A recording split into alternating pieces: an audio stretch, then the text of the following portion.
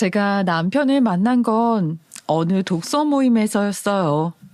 당시 대학의 시간 강사로 일하면서 대학원 박사과정을 밟고 있던 남편을 그 모임에서 만났죠. 저는 대학을 평범한 수준으로 졸업하고 작은 회사에서 회계 직원으로 일하고 있었어요. 그때 모임에서 만난 남편은 아는 것이 많고 멋있어 보이는 사람이었어요. 어떤 책이든 다 이해하고 와서 설명을 해주었고요. 의견을 펼치는 논리도 완벽했어요. 저는 그때는 젊은 시절이라 그런지 그런 남편이 멋있어 보였고 가까워지고 싶었어요. 안녕하세요. 아까 보니까 토론을 정말 잘하시더라고요. 원래 말하는 쪽 일을 하세요? 저는 그렇게까지 말을 잘하지는 못해서 좀 멋져 보였어요. 칭찬 감사합니다. 말씀대로 말로 먹고 사는 일을 하고 있어서요. 대학에서 강사로 일하고 있거든요. 그렇게 멋져 보였나요? 역시 대학에서 강의를 하고 계셨구나. 어쩜 그렇게 유창하고 박식하신지 몰라요. 정말 신기했어요. 나중에 이해가 잘 안 되는 책이 있으면 좀 여쭤봐도 될까요? 잘 가르쳐 주실 것 같아서 꼭 배워보고 싶어요. 이렇게 조금 가까워진 우리는 점차 대화를 많이 나누게 되었고 나중에는 사이가 발전해서 개인적으로 만나는 사이가 되었어요. 알고 보니 남편은 저랑 나이 차이가 꽤 나는 편이었어요. 7살 차이가 났는데 그때는 콩깍지가 씌어서 나이 차이는 신경도 쓰지 않았어요. 그리고 그때 눈치챘으면 좋았으련만 콩깍지 때문에 눈치채지 못했던 것이 또 있었어요. 바로 남편은 자기 자신이 제일 중요한 나르시스트였다는 것이었어요. 준현 씨는 의외로 가려먹는 음식이 좀 있는 편이네요. 준현 씨는 항상 똑똑하고 똑부러져서 음식도 가리는 거 없이 골고루 먹을 줄 알았어요. 인간적이어서 오히려 정감이 가네요. 제가 편식이 있다는 말씀이세요? 그럴 리가요. 저희 부모님이 저를 얼마나 엄하게 교육시키셨는데요. 저보고 편식한다고 말하는 사람 아무도 없어요. 소은 씨가 잘못 생각하는 거겠죠.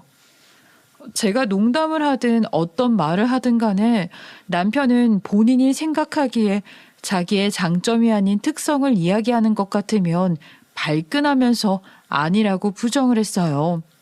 농담을 해도 이렇게 반응하니 어떨 때는 민망해질 정도였죠. 그럴 때면 남편은 오히려 저에게 뭔가 잘못 생각하고 있다, 뭘 잘 모른다고 하면서 무시를 하는 발언을 했어요. 저는 남편이 그냥 머리가 좋은 사람이어서 자존심이 센가 보다 정도로 생각하고 넘어갔어요. 하지만 그때 남편이 가진 잘못 형성된 성격을 알아차렸다면 좋았을 뻔했어요.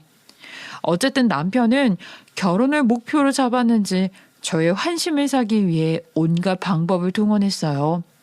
저만 보면 사랑의 세레나데를 부르듯 칭찬을 하기 일쑤였고 어디든 제가 가는 곳이라면 마중을 나가고 함께했어요.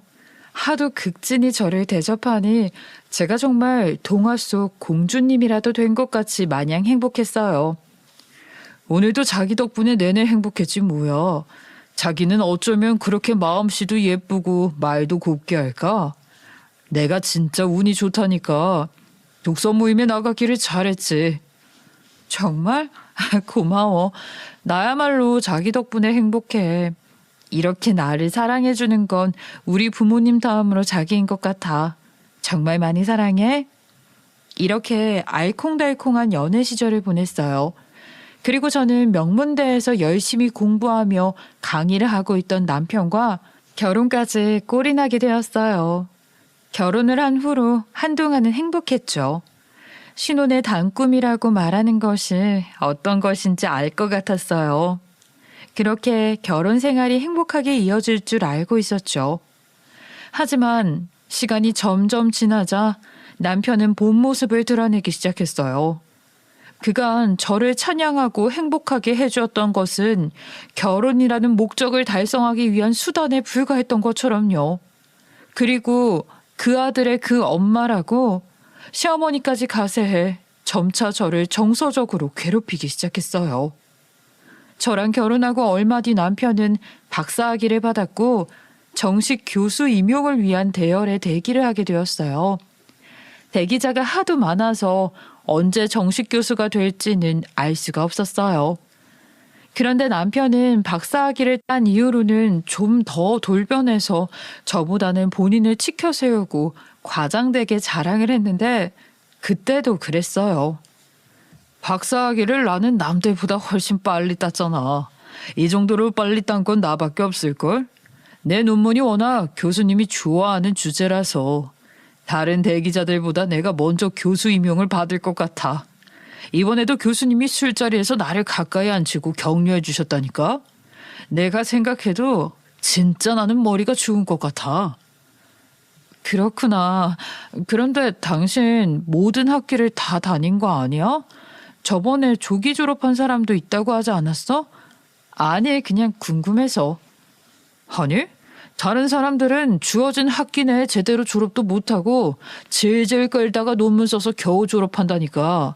그러니까 주어진 학기에 한 학기만 더해서 졸업한 내가 대단한 거지.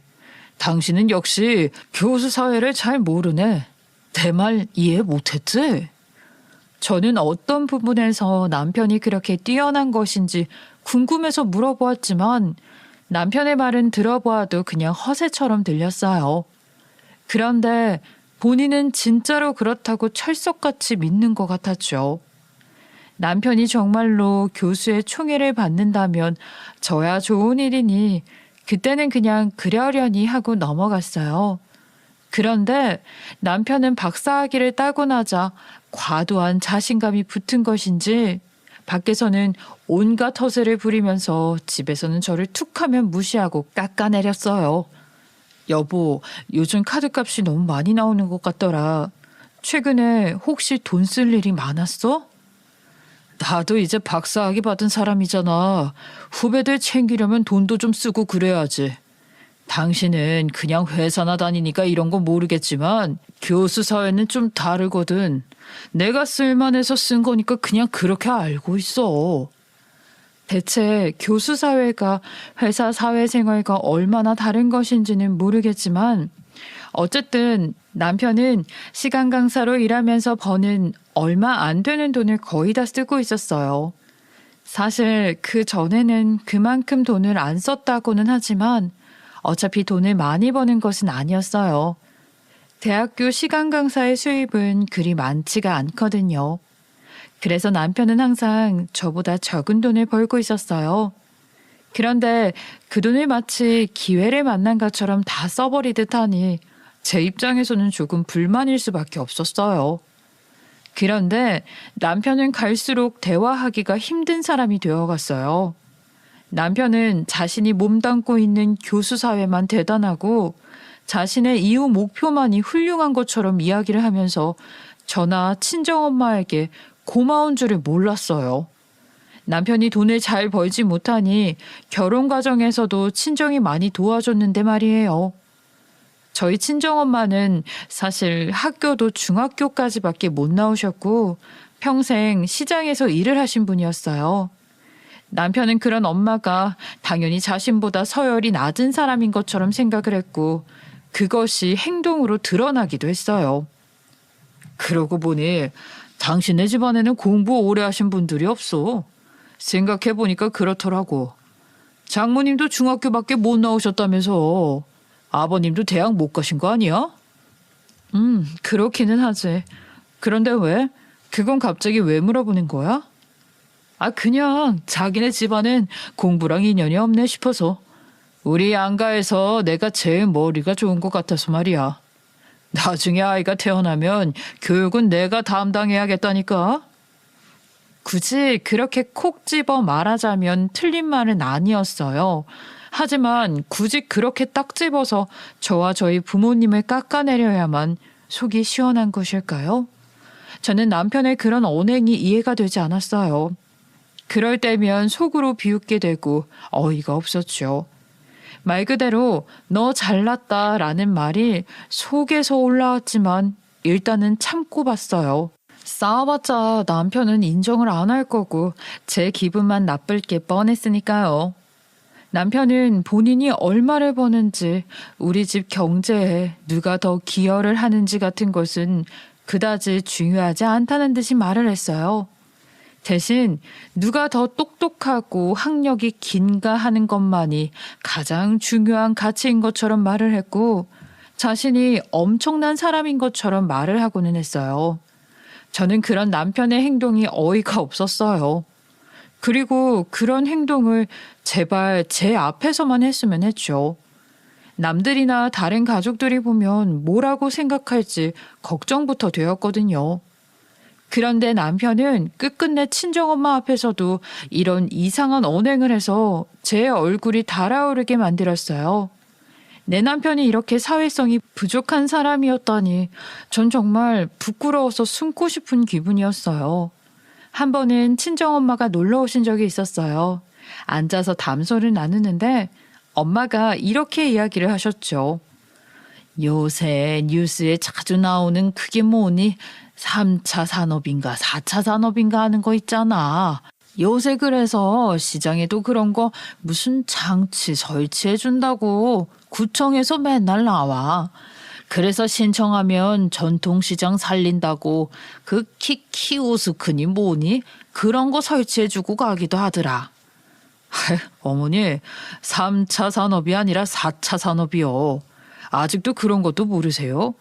하여간 시장에서 장사하시는 분들이 뭘 알겠어요. 키오스크 설치하면 시장에 계신 분들은 잘 쓸 줄도 모를 텐데 구청에서도 쓸데없는 노력을 하네요. 아이고 그런가? 아니 그래도 구청 직원이 사용법 설명해주고 하면 따라해보면 할만하던데 하긴 전통시장 같은 곳에 이제 와서 그런 게 뭐가 필요하겠어. 남편은 엄마가 무슨 이야기를 하시면 시장에서 일하는 사람들은 질이 좋지 않고 배운 것이 없어서 그렇다는 식으로 무시를 했어요. 엄마도 처음에는 당황을 하셨지만 나중에는 그냥 웃으면서 넘기고는 하셨어요. 저는 그 광경을 보면서 어찌나 부끄러운지 엄마 얼굴 보기가 죄송스러울 정도였죠. 남편은 분명 똑똑한 사람이었는데 제가 착각을 한 것이었나 봐요. 이제는 사람들 앞에서도 이상할 정도로 자기 자랑이나 하고 상대방을 깎아내리는 등 사회성이 부족한 사람에 불과했어요. 참으로 헛똑똑이라고 속으로 생각하면서 저는 속으로 혼자 화를 냈죠. 하여간 저는 이런 상황들이 영 달갑지가 않았어요. 엄마라고 속으로 그런 상황이 좋을 리가 없었을 거예요. 남편이 저나 우리 친정엄마를 무시하고 자신은 교수라며 엄청나게 대단한 사람인 것 마냥 말을 하는 것은 정말 싫은 일이었어요. 어떨 때는 저를 굉장히 깎아내리기도 했는데 저한테 그러면 기분이 나빠도 그냥 피하고 말았어요. 하지만 친정엄마에 대해 무시하고 깎아내리는 태도는 정말로 기분이 나쁘고 그냥 넘어갈 수 없었어요. 그래서 엄마가 가시고 나면 그런 행동을 하지 말라고 확실하게 말을 한 적도 있었어요. 제 입장에서는 경고를 한 것이었죠. 당신 오늘 엄마한테 무슨 말을 그렇게 해? 시장에서 장사하는 사람들이 뭘 알겠느냐니 그런 말을 뭐하러 하냐고. 듣는 사람이 기분이 나쁠 수밖에 없는 말을 해서 당신이 남는 게 뭐야?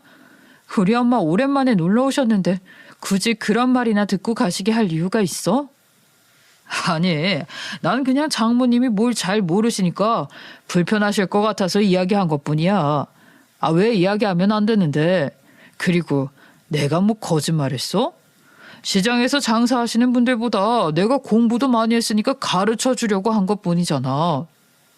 당신은 머릿속에 기준이 그거 딱 하나뿐이지? 그놈의 공부. 공부 많이 해서 당신처럼 말할 거면 안 하는 게 나았을 것 같아. 당신은 예의 공부나 다시 해야 하는 거 아니야? 뭐? 박사학위도 못 따본 사람이 그게 무슨 소리야? 내가 학력이 좋은 게 질투가 나면 그렇게 말할 것이지. 예의 공부를 하라느니 뭘 하라느니. 진짜 못 배운 건 당신 아니야?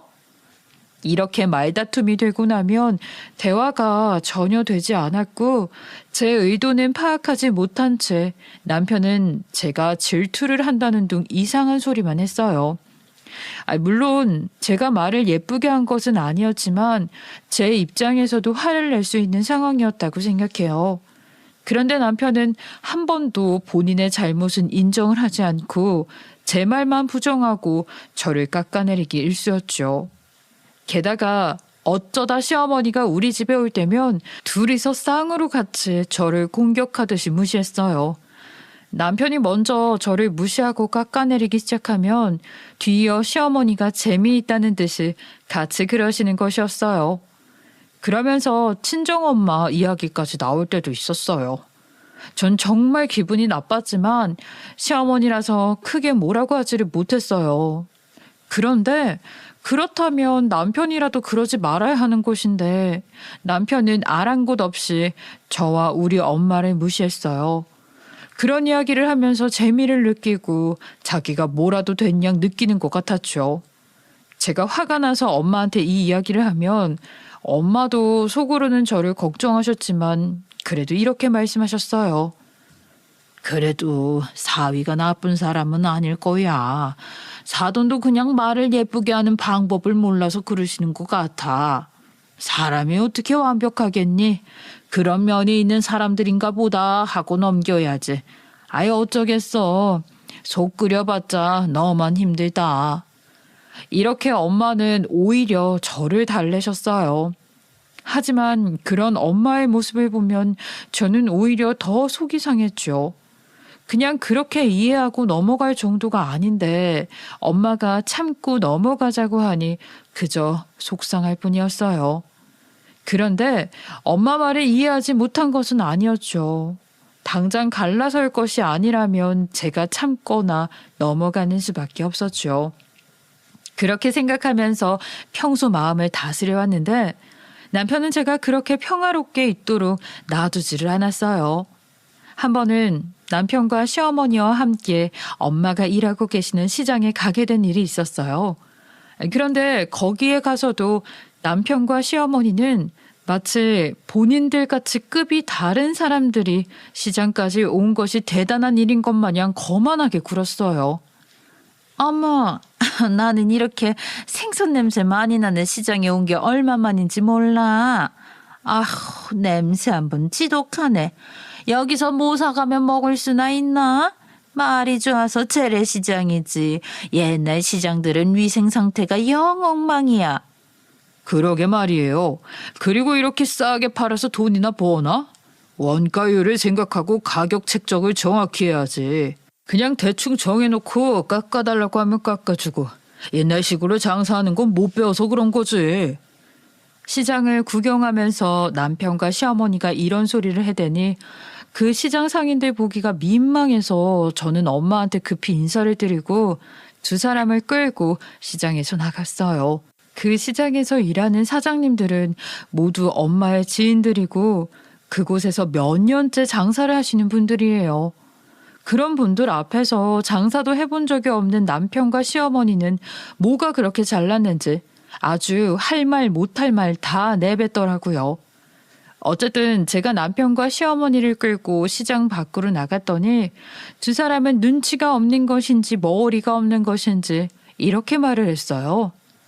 아이고, 시장에서 더 안 있어도 되니 좋다. 안 그래도 시장 바닥에 있으려니까 불편했어. 이제 차 타고 어서 가자. 아휴, 장모님이 일하는 곳이라고는 하지만 나도 이런 재래시장은 영 불편해.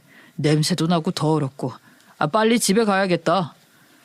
시장을 나선 뒤에도 이런 말을 하니 저는 화가 머리 꼭대기까지 났어요. 그래서 아까 그런 행동은 좀 아니라고 소신 있게 말을 했어요. 아니 그래도 아까 시장에서 다른 상인분들이 다 듣는데 그런 말을 하는 건 좀 아니잖아요? 다른 사람들이 그런 말을 듣고 어떤 생각을 할지는 생각 안 해보셨어요? 말씀이 너무 지나치잖아요. 그리고 아무리 그런 생각이 들어도 입 밖으로 그렇게 말하는 건 아니라고 생각해요. 그런데도 두 사람은 못 알아듣고 제가 별난 것처럼 이야기를 했어요. 그 정도 가지고 왜 난리야? 우리가 무슨 말을 했다고? 하여간 조금만 듣기 싫은 소리 하면 발작 버튼 눌러서 그러지? 괜한 소리 하지 말고 집에나 가. 그래, 넌 왜 그렇게 유별나게 구니? 그냥 하는 말인데 뭐가 그렇게 불만이 많아? 됐고, 듣기 싫으니까 얼른 가자. 쟤는 꼭 가만히 있다가 한 번씩 저러더라. 이런 식으로 본인들은 항상 잘못이 없다고 하니 어떤 대화도 될 리가 없었어요. 저는 그냥 점점 포기를 하게 되었어요. 제가 여러 번 이야기를 했지만 남편은 그래도 바뀌지 않았고 잘못했다는 생각조차 하지 않는 것 같았어요. 사람은 고쳐 쓰는 것이 아니라고 하더니 정말 그런 것 같았죠. 남편의 삐뚤어진 성격은 이제 와서 고칠 수 없는 것이었고 저 때문에 그렇게 된 것도 아니었어요. 시어머니가 아들을 그렇게 키운 것이라고 생각했어요. 시어머니는 아들의 성적과 성취에 집착하는 사람이었기 때문에 남편이 정말 성격 장애가 있는 사람이라면 시어머니가 키웠기 때문이라는 생각이었죠. 어쨌든 저는 남편과 시어머니 사이에서 친정엄마 이야기가 나올 때마다 정말 꾸준히 그런 식으로 말하지 말라고 이야기를 했어요. 그런데 남편은 제 말은 들은 척도 안 하는 것 같았어요. 그러다가 결국 저를 폭발시킨 사달이 나고 말았어요. 아, 참나. 진짜 웃기네. 아, 맞춤법이 이게 뭐냐?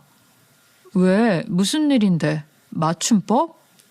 남편이 밥을 먹다 말고 핸드폰을 보더니 갑자기 세차게 비웃으면서 맞춤법을 못 맞춘다고 비난을 하는 것이었어요. 저는 남편이 그런 식으로 무식하다고 누군가를 무시할 때 표정을 잘 알고 있었어요. 벼랑간 불안한 기분이 들어서 핸드폰을 열어 단체 채팅방을 확인해 보니 맞춤법을 틀리게 보낸 건 우리 친정엄마였어요. 아, 이것 봐. 저번에도 가르쳐드린 맞춤법인데 또 틀리시잖아. 장모님은 무식해서 이런가? 아직도 한글을 모르시나? 하여간 시장에서 장사만 하신 분은 달라도 뭐가 달라? 이렇게 비아냥대며 친정엄마를 비웃는 남편의 그 한마디에 저는 진짜 피가 거꾸로 솟는 기분이었어요. 저는 화가 머리끝까지 나서 뚜껑이 펑 하고 열리는 것 같은 기분을 느꼈어요. 그대로 벌떡 일어나 숟가락을 책상에 세차게 내리치면서 남편에게 소리를 질렀어요. 내려친 숟가락이 튀어나가 음식이 사방으로 튀었어요. 당신 진짜 말 다 했어? 내가 다시는 그런 식으로 우리 엄마 무시하지 말라고 했지. 나만 무시하면 그만이지 왜 우리 엄마까지 이래? 당신이 아무리 교수라고 해도 당신은 기본적인 예의범절도 못 배운 사람이야? 진짜 무식한 건 당신이지. 내가 그동안 당신을 참고 그냥 사니까 진짜로 만만해 보여? 그만하라고 하면 그만하란 말이야. 저는 남편에게 고래고래 소리를 지른 뒤 바로 안방으로 들어가 남편의 옷가지들을 가방에 쑤셔 넣었어요. 그리고 현관문을 열고 남편의 가방을 문 밖으로 던지고 남편에게 가서 말했어요. 당장 일어나. 이 집에서 나가라고.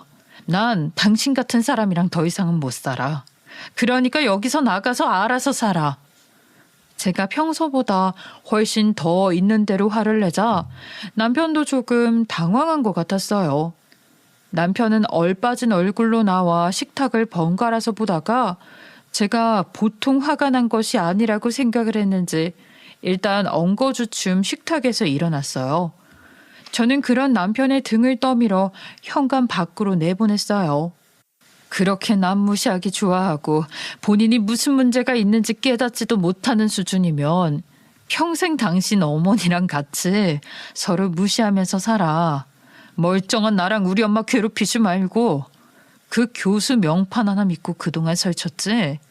인성이 고작 그 정도인데 교수 명판이 다 무슨 소용이야? 어차피 돈도 한 푼 없으면서 당당하기는 아주 당당해. 앞으로도 그렇게 번 돈 다 써가면서 주변 사람들 기분 나쁘게 만들어가면서 잘 살아봐. 저는 현관문을 쾅 하고 닫고 문을 잠가버렸어요. 남편이 갈 데라고는 시댁밖에 없으니 거기로 갈 터였죠. 저는 남편을 내쫓은 뒤 혼자 앉아서 엉엉 울었어요. 아주 속이 꽉 막혀서 어떻게 이 고통을 풀어야 할지 알 수가 없었죠. 남편은 문제가 참 많은 사람이었어요. 저는 문제가 있다고 생각하는데 본인과 시어머니는 절대 그렇지 않다고 하면서 저를 더 이상한 사람 취급해왔죠. 그러면서 맞춤법 그거 고작 조금 틀렸다고 우리 엄마를 무식하다느니 한글을 모른다느니 하면서 비웃는 태도에 너무나도 화가 났어요. 혼자 우는데 마음이 너무 답답했어요. 그래서 친정엄마한테 전화를 드렸죠. 사실 남편과 불화가 있어서 내쫓았다는 이야기를 들으면 엄마가 걱정하실 것이라고 생각했어요. 하지만 그래도 그때의 저에게는 엄마가 필요했죠. 그래서 전화를 드려서 상황을 설명드리고 너무너무 속상하다고 말씀을 드리고 엉엉 울었어요. 엄마, 나 그동안 정말 많이 참고 지냈는데 솔직히 이제 너무 화가 나고 비참해. 저런 이상한 남자랑 평생 살면서 나랑 엄마를 무시하는 말이나 듣고 살아야 한다고 생각하면 이게 진짜 맞나 싶어요. 엄마가 가슴 아파하실 걸 알지만 나 사실은 얼마 전부터 이혼을 하고 싶다는 생각이 자꾸 나요. 이젠 진짜 너무 힘들어요. 이렇게 말하고 눈물을 흘리고 있었죠. 그런데 엄마의 반응이 제 생각과는 다른 것이었어요. 저는 저를 나무라거나 달래서 다시 남편과 잘 지내보라고 하실 줄 알았는데 이번에는 엄마가 같이 화를 내시더니 심지어 이혼을 하라고 하시는 것이었어요. 그래 딸, 사실 엄마도 그동안 계속 봐왔는데 네가 네 남편이랑 계속 같이 사는 게 맞나 싶기는 하다. 사돈댁도 그렇고. 아유 엄마가 어쨌든 계속 장사를 해왔으니 사람을 보면 대충 파악을 하잖아. 결혼 전에는 하도 잘하기에 좋은 사람들인가 싶었는데 결혼하고 나서 가면을 딱 벗고 나니까 아주 못 봐줄 사람들이더라. 네가 속상해할 것 같고 이혼도 보통 일은 아니니까 그동안 엄마도 그냥 좋게 좋게 넘어가려고 했어. 그런데 이건 아닌 것 같다. 그리고 집에서 쫓아냈다면서 잘했다. 너한테는 그럴 권리가 있어. 엄마가 그거 관련해서 너한테 해줄 이야기도 있고. 엄마의 의외의 말을 듣고 저는 조금 놀라서 눈물이 멈추고 눈이 동그래졌어요. 저희 엄마가 저희 집으로 오신다고 하기에 알았다고 말씀을 드렸죠. 그렇게 저희 집으로 오신 엄마에게 들은 이야기는 상상도 못한 난생 처음 들어보는 이야기였어요. 딸, 실은 그동안 말 못한 이야기가 있어. 지금 이 집 네 명의로 계약한 집이지? 예, 맞아요. 남편이 벌이가 적으니까 결혼할 때 남편 이름으로 대출이 거의 안 나와서 내 이름으로 대출 받아서 내 명의로 전세 계약을 했어요. 그런데 왜요? 혹시 중간에 집주인이 한 번 바뀌지 않았니? 나이가 꽤 많은 할머니로 말이야. 맞아요. 어떻게 아셨어요? 원래 처음에는 중년 부부가 집주인이었는데 중간에 어떤 할머니로 바뀌었거든요. 제 말을 듣자 엄마는 조금 주저하시다가 이윽고 입을 여셨어요. 너무 놀라지 말고 들어. 그 할머니가 바로 너희 외할머니야. 그러니까 엄마의 친어머니이셔. 저는 그 말을 듣고 입이 떡 벌어졌어요. 그분이 저의 외할머니였다니. 물론 외할머니 얼굴도 모른다는 것이 말이 되나 싶으시겠지만 여기는 그럴 만한 사정이 있었어요. 저희 엄마에게는 사연이 좀 있었거든요. 사실 엄마의 친모이신 저희 외할머니는 외할아버지의 본처가 아니라 둘째 마누라였다고 들었어요. 그러다 보니 외할머니는 결국 본처 할머니에게 쫓겨났다고 들었죠. 그래서 우리 엄마는 본처 할머니 손에서 자랐고 그냥 꽤 평범하게 자랐기 때문에 나중에 사실을 듣게 되기 전까지는 엄마도 외할머니의 존재를 잘 모르고 살아왔다고 했어요. 엄마는 그분이 외할머니인 걸 언제부터 알았어요, 그럼? 엄마도 평생 외할머니를 못 본 거 아니었어요?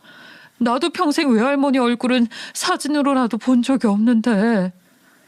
그게 실은 엄마가 결혼하고 너랑 네 동생 낳고 나서 외할머니가 엄마를 찾아왔어. 대체 어떻게 알고 찾아오셨는지는 몰라. 엄마 생각에는 너희 외할아버지가 알려준 게 아닌가 싶어. 외할머니가 쫓겨난 뒤로 두 분이 연락을 주고받은 적은 없는 것 같은데 외할머니가 다 늙어서 딸을 보고 싶다고 하니까 가르쳐 줬을 것 같거든. 그래요? 근데 외할머니가 정말로 그냥 얼굴 보러 오셨던 거예요? 엄마는 마음이 좀 어땠어요? 처음 본 것이나 다름이 없었을 텐데. 그치. 사실 엄마도 어색하더라. 거의 본 적이 없는 친어머니다 보니 끈끈한 정 같은 것도 없고 할 말도 없는 거야. 그래서 처음 오셨을 때는 어색하게 인사만 하고 헤어졌지. 그런데 외할머니가 엄마를 여러 번 찾아오셨어. 그래서 여러 번 만나다 보니 좀 친근해지고 서로 이야기 나누면서 웃기도 하고 그랬는데 그때쯤 외할머니가 엄마한테 돈을 내미는 거야. 평생 악착같이 살면서 모은 돈이라고. 자기가 한 번도 엄마였던 적이 없으니 그 돈이라도 받아달라고 하는 거지. 그 이야기를 듣고 있으니 안타까운 마음이 들었어요. 딸을 키우지 못한 한을 평생 가지고 살면서 딸을 줄 수 있을까 싶어서 돈을 한 푼 한 푼 모았을 외할머니의 모습이 떠오르더라고요. 그래서 어떻게 했어요? 그 돈 받으셨어요? 그러면 외할머니가 이 집 주인이 된 건 엄마가 이 집을 사줘서 그런 거야? 아니, 엄마는 돈을 안 받겠다고 했어. 아무리 친어머니라고 해도 이제 와서 그 이유만으로 큰 돈을 덥석 받는 건 좀 그렇잖아. 그런데 외할머니가 정말 계속 돈을 받으라고 권하시는 거야. 내가 거절을 해도 다음에 와서 또 그러셨어. 그래서 이 일을 어떡하지 하고 혼자 골머리를 썩다가 좋은 생각이 난 거지. 그때 네가 마침 결혼하고 신혼집을 마련했을 때였거든. 엄마는 외할머니에게 그 돈을 본인이 받기는 좀 그렇고 손녀딸에게 주시면 어떻겠냐고 물어보았다고 했어요. 외할머니도 제 얼굴을 한 번도 못 보았으니 엄마의 그 말에 좋아하셨다고 했어요. 그때쯤 네가 엄마한테 이야기했잖니.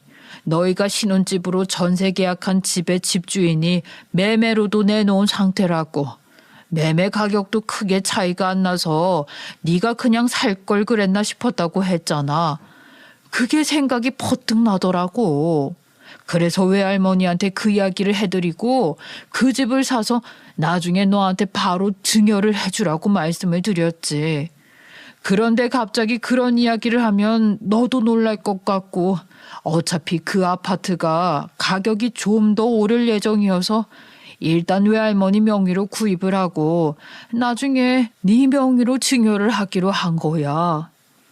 외할머니도 엄마의 말을 듣고 당연히 오케이를 했고 엄마와 외할머니는 우리 가족들 모르게 집 매매 계약을 했다고 하셨어요. 사실 말할 수도 있는 일이었지만 엄마와 외할머니도 서로 어색한 마당에 마음의 준비가 좀 더 필요했다고 하셨죠. 그러고 보니 엄마의 이야기를 듣고 나니 떠오르는 장면이 있었어요.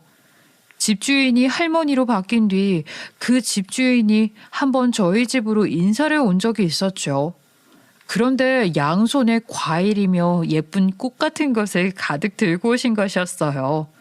저희는 집주인이 이렇게 선물을 들고 오니까 고맙기는 했지만 신기했어요. 보통 세입자들이 선물을 주는 경우는 있어도 집주인이 이렇게 세입자에게 선물을 주는 것은 흔치 않은 일이었으니까요. 그래도 어쨌든 반갑게 맞이하고 선물을 받아들자 집주인 할머니가 한가득 웃으면서 말씀하셨어요. 아이고, 정말 예쁜 신혼부부네. 어쩜 이렇게 고와요. 이렇게 만나서 반가워요. 이제 제가 이 집주인이 되었으니 앞으로 잘 부탁할게요. 항상 건강하고 종종 얼굴 봐요. 집주인 할머니가 너무나 반가워하고 좋아하니까 저도 웃으면서 인사를 드렸고 그냥 좀 과하게 친절한 집주인이구나 생각했어요. 어쨌든 그게 저와 외할머니의 첫 만남이었던 것이죠. 엄마, 그 할머니가 우리 외할머니일 줄은 진짜 전혀 몰랐어. 그때 나를 처음 만나면서 얼마나 반가우셨을까. 그래서 그렇게 한바구음으로 말씀을 하셨던 거구나. 나도 엄마랑 같이 외할머니 뵈러 가야겠다. 그렇게 모든 사정을 알게 된 저는 얼마 후 엄마와 함께 외할머니를 만나게 되었어요. 제가 외할머니라는 것을 알았다고 말씀드리자 외할머니는 눈물을 흘리면서 저를 꼭 껴안으셨어요. 내가 지은 죄가 많아서 우리 딸이랑 손주는 못 볼 줄 알았는데 이렇게 만나서 정말 기쁘다. 어쩜 이렇게 예쁠까? 이렇게 만나러 와줘서 정말 고마워. 내가 네 외할머니야. 그렇게 저와 엄마, 외할머니 그리고 동생은 잠시 동안 눈물바다가 되었어요. 그러다가 저희는 감정을 추스르고 외할머니에게 소식을 전했어요. 외할머니, 이렇게 어렵게 만나 뵈었는데 안 좋은 소식을 전해드리게 되었어요. 저도 이렇게까지 되지 않기를 바랐는데 그게 실은 얘가 이혼을 하게 되었어요. 처음에는 어떻게든 살아보려고 했는데 도무지 안 될 것 같아서 저도 이혼하라고 말을 했거든요. 외할머니는 놀란 눈치셨지만 제가 하는 이야기를 꼼꼼히 들으셨어요. 저는 제 남편과 시어머니가 어떤 행동을 했는지, 왜 제가 이혼까지 결심하게 되었는지 외할머니에게 말씀을 드렸어요. 사실 첫 만남에 이런 이야기까지 해도 될까 싶은 마음이 있었지만 막상 말을 시작하니 폭포처럼 쏟아져 나왔어요. 저도 제가 정말 쌓인 게 많았구나 싶었죠.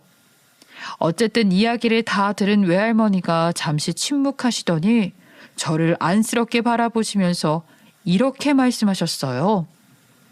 손녀를 처음 보자마자 이런 이야기를 해도 될지 모르겠지만 이 외할머니가 평생 혼자 살았지 않니? 그런데 혼자 살아보니까 그것도 꽤 나쁘지는 않더라.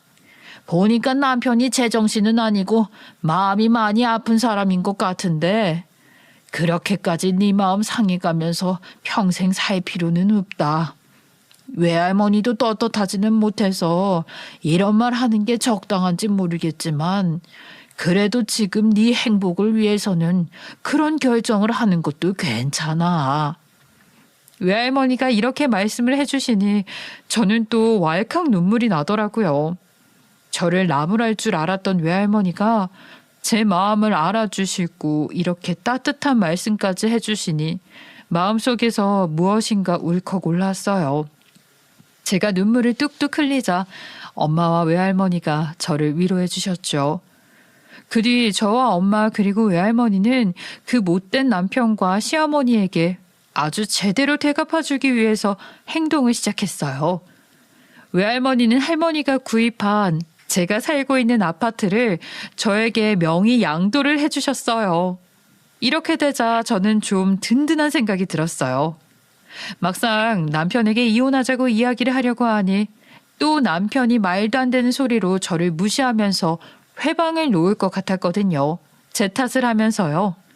하지만 이제 저는 엄마와 외할머니를 등에 업고 아주 든든해졌어요. 그래서 저는 남편한테 연락을 해서 이혼하자고 통보를 했어요. 그리고 당연히 집에서도 나가라고 했죠. 집은 제 명의였으니 제가 내쫓을 수 있었으니까요. 하지만 그 사실을 모르는 남편은 집으로 쫓아오더니 또 기고만장하면서 뻔뻔하게 저를 비난하더라고요. 내 집인데 내가 왜 나가야 되는데? 네 이름으로 전세 계약은 했어도 나도 이 집에 대한 권리가 있는 사람이야. 이혼? 뭐 이혼하자고 하면 다 당신 마음대로 되는 줄 알아? 나도 재산에 기여한 게 있으니까 당신이 이렇게 막 내쫓을 수는 없다고. 아는 것도 없으면서 소리만 치면 다인 줄 알아. 아주 까불고 있어요. 미친 거 아니야? 오히려 더 펄펄 날뛰며 화를 내는 남편을 보았지만 저는 더 이상 그 태도에 휩쓸리지 않았어요. 저는 오히려 남편의 그런 꼴을 뻔히 보면서 구경하고 있다가 전화를 걸어서 저희 외할머니를 불렀어요. 당신이 이 집에 권한이 있다고? 아니, 그렇지 않아. 뭘 근거로 그렇게 말하는데? 그리고 당신이 번 돈은 당신이 다 썼으면서 재산 기여 같은 소리 하는 거 아니야. 그리고 이 집은 내 권한이라는 거 알려줄 분이 여기 있어. 집주인 할머니가 웬일이세요? 이 사람이랑 뭐 관련이라도 있으세요? 우리가 이혼하는데 집주인이 무슨 관계인데? 앞뒤가 맞는 소리를 해봐, 이 무시가. 이제 이분은 집주인 할머니가 아니셔. 그리고 그냥 집주인이 아니고 이분이 내 외할머니야. 나도 사실 알게 된 지 얼마 안 되었는데 외할머니가 나한테 주려고 이 집을 사두신 거였더라 하시더라. 그래서 이번에 증여받았어. 자, 당신 눈으로 확인해봐. 그리고 당신 아주 똑똑하니까 잘 알 거야. 원래 증여는 이혼할 때 재산 분할 안 되는 거 잘 알지? 저는 남편에게 집 증여 서류를 내밀었어요. 거기에는 똑똑히 제가 이 집을 증여받았다고 적혀 있었죠. 남편은 그것을 믿을 수 없다는 듯이 한참 들여다보더니 눈을 동그랗게 뜨고 저와 서류를 번갈아 바라보았어요. 그러더니 남편은 그제서야 제 바지가랑이를 잡고 살려달라고 비는 것이었어요. 여보, 이혼 소송이라니 무슨 소리야? 나 그러면 어디에서 살라고 그래? 우리 부모님 댁에서는 못 살아. 방도 없는데 어떻게 살아? 이렇게 갑자기 내쫓는 건 정말 아니지. 내가 이제 대학 교수가 될 예정인데 당신도 내 덕 좀 봐야 하지 않겠어? 다시 좀 생각해봐. 진짜 정말 웃기고 앉아있네. 그놈의 교수 짤이 되든 안 되든 나는 당신 같은 사람이랑은 이제 살기 싫다는 말이야. 툭하면 나를 무시하고 그걸로도 부족해서 우리 엄마까지 깎아내리고 돈도 못 벌고 번 것마저도 허세 부리느라 다 써버리면서 본인이 엄청나게 잘난 줄 알지? 큰 착각하지 마. 당신 정말 문제 많은 사람이야. 나는 이제 당신한테 정서적인 착취 안 당할 거야. 본인만 잘나고 싶어서 남을 깎아내리지 않고는 참을 수 없는 당신 같은 사람이랑 더 이상 같이 살지 않을 거라고. 이보게, 일어나서 가시게. 내가 쭉 들어보니까 자네가 우리 손녀딸한테 큰 잘못을 했어. 금이야 오기야 아껴줄 줄은 모르고 가슴에 대못을 받고 못난 사람 취급을 해. 자네 같은 사람은 혼자 살아야 할 사람이네. 혼자 살면서 자기 인생이나 피폐하게 만들도록 해. 나나 우리 딸이나 손녀딸이 이혼하는데 조금도 반대하지 않네. 어차피 요즘은 이혼이 큰 흠이 되는 세상도 아니야. 그러니까 당장 일어나서 나가도록 해. 그만큼 못된 짓 했으면 됐어. 이렇게 외할머니마저 남편은 아주 혼쭐을 내주셨어요. 저는 속이 아주 시원하더라고요. 남편은 얼이 빠진 표정으로 몇 번인가 더 항의를 하려고 했지만 저와 외할머니는 듣지도 않고 나가라고 쫓아냈어요. 남편을 쫓아낸 뒤 저는 외할머니에게 감사하다고 인사를 드렸죠.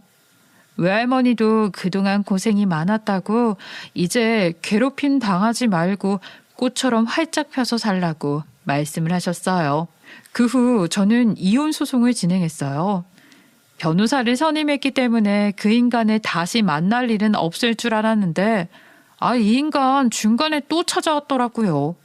그러면서 또 저한테 사정을 하는 것이었어요. 여보, 진짜로 한 번만 생각해봐. 내가 앞으로는 더 잘할게. 내가 뭘 잘못했는지 반성도 많이 했어. 나 진짜 이젠 당신밖에 없단 말이야. 그러니까 한 번만 다시 생각해봐. 싫다니까? 몇 번을 말해야 알아들어. 이제 얼굴도 보고 싶지 않으니까 찾아오지 말라고 했잖아. 그리고 당신한테 왜 나밖에 없다는 거야? 그렇게 잘난 척하면서 박사학위 땄다고 자기가 대단하면서 기고만장했잖아. 무식한 나 말고 똑똑한 명문대생 만나면 될 텐데 이제 와서 그딴 소리야? 아니, 나 이제 강의 안 나가고 있어. 그래서 진짜로 당신밖에 없다고 하는 거야. 내가 이렇게 사정이 딱한데 정말로 그냥 못 본 척 할 거야? 여보. 그리고 정말로 이혼할 거야? 나한테 너무하는 거 아니야. 너무한다고? 너무했던 건 당신이지. 그리고 시간 강사에서 잘렸다고? 거기서는 또 무슨 짓을 해서 잘리기까지 했니? 나한테 그랬던 것처럼 아주 무례한 짓을 하고 다녔니? 그리고 내가 혹시나 당신 받아준다고 해도 당신은 위기만 지나가고 본인이 잘난 것 같으면 또 그럴 사람이야. 사람이 바뀌는 줄 알아? 심지어 당신처럼 반성할 줄 모르는 사람은 더더욱 바뀌지 않지. 나는 예전에 당신한테 무시당하던 때만 생각하면 내 자신이 정말 불쌍해. 그래서 난 다시는 그렇게 살 생각이 없어. 나는 내 가치를 알아주고 아껴주는 사람을 만날 거야. 그러니까 이제 더 이상 찾아오지 말고 알아서 잘 살아 좀. 저는 그렇게 전 남편을 완전히 쫓아냈어요. 그리고 교수직에서 잘렸다는 전 남편의 말에 궁금해서 건너 알고 지내던 종종 연락하던 대학의 행정 직원한테 연락을 해보았어요. 나름 친해져서 언니 동생으로 부르던 사이였어요. 연락을 해서 전 남편에게 무슨 일이 있었냐고 물어보았어요. 그리고 이혼 소송 중이니 그냥 속 시원하게 말해줘도 된다고 했죠. 그랬더니 그분이 이렇게 말하더라고요. 언니, 실은 언니한테는 그동안 말할 수 없었어. 그런데 그 교수님이 대학에서 후배들한테 항의를 정말 많이 받았거든. 그래서 결국 이번에 재계약이 안 되고 잘리게 된 거야. 언니가 이혼한다고 하니까 그냥 솔직히 이야기하는데 대학에서 후배들에게도 말도 안 되는 소리를 일삼았거든. 예전에는 분명히 안 그랬는데 박사학위를 따자마자 태도가 돌변을 한 거야. 자기한테 잘 보이면 알아서 자리를 마련해 주겠다는 등 아직 어떤 권한도 없는 시간 강사이면서 후배들을 꼬드기고 술 마시러 가며 후배들한테 춤을 춰봐라, 노래를 불러봐라 하면서 갑질을 했다고 하더라고. 그래서 후배들의 불만이 폭발했고 항의가 많이 들어와서 교수직에서 계약 해지가 된 거야. 정말 안에서 새는 바가지, 밖에서도 샌다는 말이 정말이었어요. 저는 그 이야기를 듣고 헛웃음이 나왔죠. 진짜 못난 사람이라는 말밖에 안 나왔어요. 결국은 본인의 성격과 문제를 컨트롤하지 못해서 여기저기에 그런 짓을 하고 다닌 것이었어요. 그렇게 잘렸다는 말을 들으니 속으로 정말 고소했죠. 지금은 이혼 과정이 끝나서 전 남편이 되었어요. 지금은 엄마와 외할머니와 왕래하면서 혼자 사는 삶을 다시 만들어가고 있는데 제 마음이 그렇게 편할 수가 없어요. 나르시스트 성격 장애가 있는 전 남편에게 계속 정서적인 괴롭힘을 받았는데 이혼 후에 거리를 두고 살게 되자 전 남편에게 받았던 상처가 차츰 나아지면서 결혼하기 전처럼 행복해졌어요. 지금은 제가 좋아하는 취미 활동도 하고 새로운 사람들도 만나면서 즐겁게 지내고 있어요. 전 남편을 만났었던 독서 모임에는 나가지 않고 있지만 전 남편은요, 아직도 그 독서 모임에 나가면서 또 여자들을 후리고 다닌다고 모임 사람들에게 들었어요. 참, 아직까지도 저러고 사니 한심하기 그지없고 애 없을 때 헤어지길 천만 다행이었어요. 친정엄마도 처음에는 걱정하셨지만 지금은 잘했다고 저를 격려해주고 계세요. 함께 있어서 행복한 사람과 살아야지 나를 불행하게 만드는 사람과 살면 안 되는 것 같아요. 하마터면 자존감을 다 빼앗기고 불행한 삶을 살았을 것 같아요. 지금이라도 되찾은 제 삶을 즐기면서 더 좋은 사람을 만나보려고요. 제 이야기는 여기까지예요. 제 이야기 들으신 분들도 모두 좋은 사람들만 가까이 하시고 행복한 일상을 보내시기를 바랄게요. 들어주셔서 감사합니다.